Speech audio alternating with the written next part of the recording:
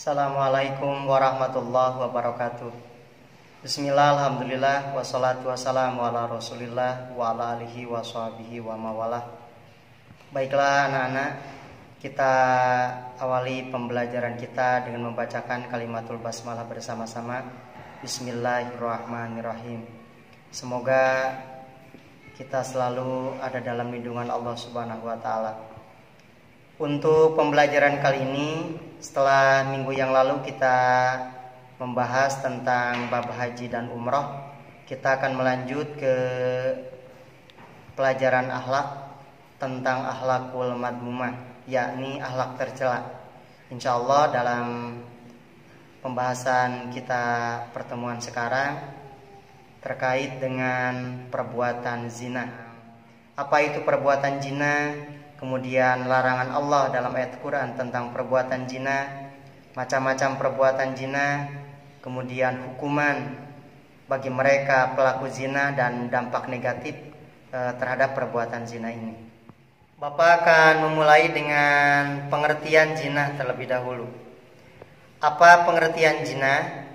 Pengertian zina itu melakukan hubungan badan antara laki-laki dan perempuan tanpa melalui ikatan pernikahan.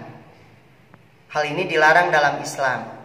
Bahkan Islam mengkategorikan perbuatan zina ini ke dalam dosa besar. Larangan Allah dalam Al-Quranul Karim tentang perbuatan zina ini termaktub dalam Al-Quran surah Al-Isra ayat 32. A'udzu billahi minasyaitonir rajim. Wala taqrabuz zina innahu kana fahisyatan wa sa'a sabila. Wala taqrabuz zina, dan janganlah kalian mendekati perbuatan zina. Innahu kana fahisyah, sesungguhnya perbuatan zina itu adalah fahisyah, termasuk perbuatan keji. Wa sa'a sabila, dan seburuk-buruknya jalan.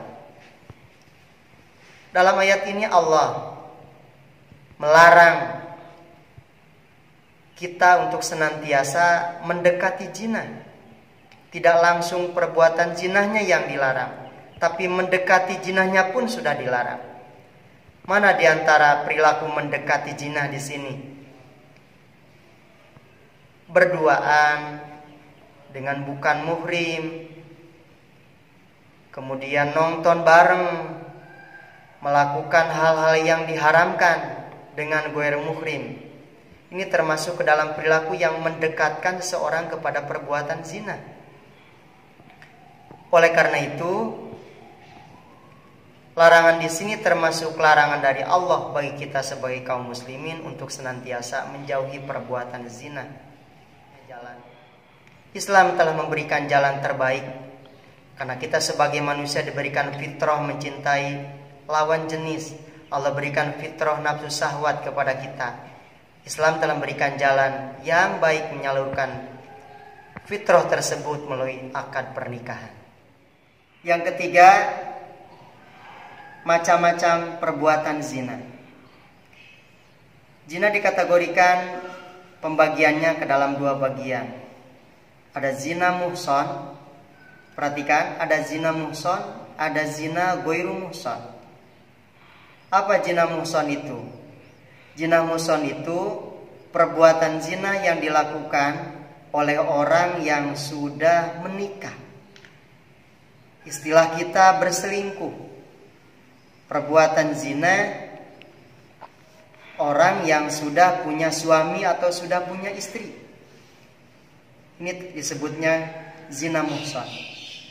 Lalu yang kedua, zina ghairu muhson. Zina ghairu muhson itu adalah perbuatan zina yang dilakukan oleh seseorang yang belum pernah menikah. Artinya dua-duanya, laki-lakinya masih perjaka, yang perempuannya masih perawan.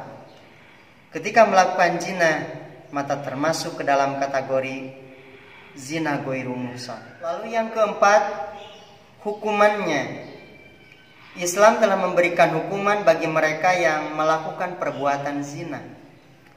Yang pertama tadi zina muhson. Dalam Islam hukumannya bagi mereka yang melakukan zina muhson atau melakukan perbuatan zina sementara dia sudah melakukan nikah, punya suami atau punya istri, maka hukumannya adalah dirajam.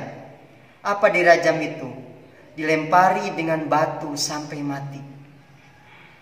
Mungkin timbul pertanyaan dari kalian, kok Islam begitu ekstrim?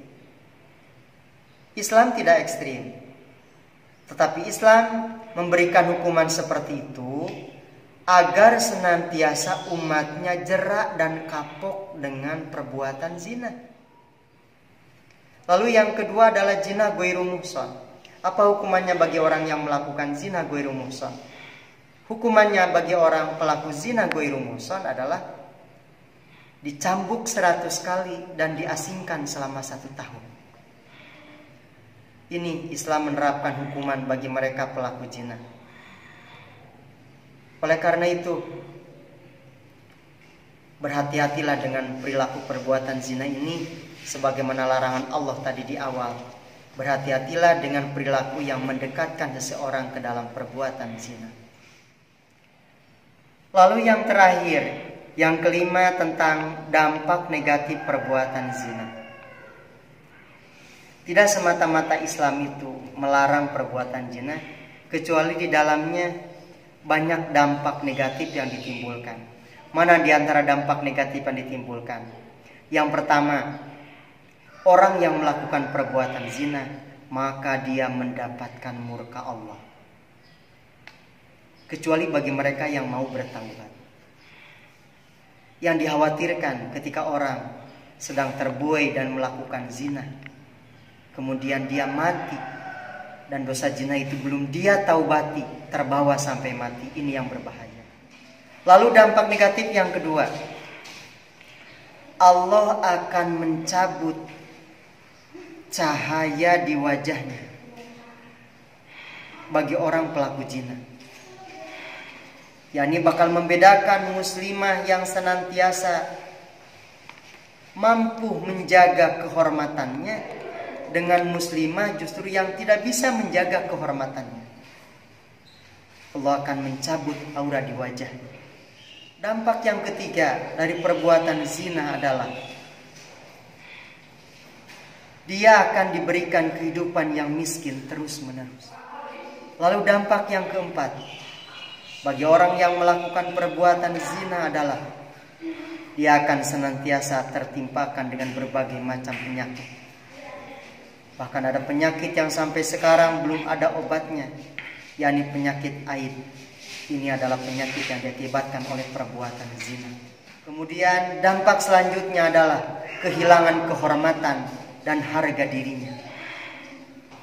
Di masyarakat dikucilkan, di masyarakat jadi bahan guncingan, maka jatuhlah kehormatan dan harga dirinya. Anak-anak yang Bapak banggakan, ingatlah firman Allah dalam Quran surah Al-Mu'minun. Siapa di antara mereka yang akan mendapatkan kehidupan yang bahagia?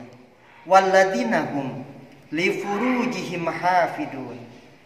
Di antara orang-orang yang berbahagia, orang yang beriman adalah walladzina hum li furujihim hafidun, adalah orang-orang yang bisa menjaga kemaluannya dari melakukan perbuatan zina. Semoga kita termasuk ke dalam orang-orang yang dijaga oleh Allah, dilindungi oleh Allah dari perbuatan zina. Dan semoga kita termasuk orang yang diberikan kemampuan untuk senantiasa bisa meninggalkan segala apa-apa yang dilarang oleh Allah. Wallahu a'lam bishawab. Demikian materi hari ini. Walaupun minkum mahilul kalam. Assalamualaikum warahmatullahi wabarakatuh.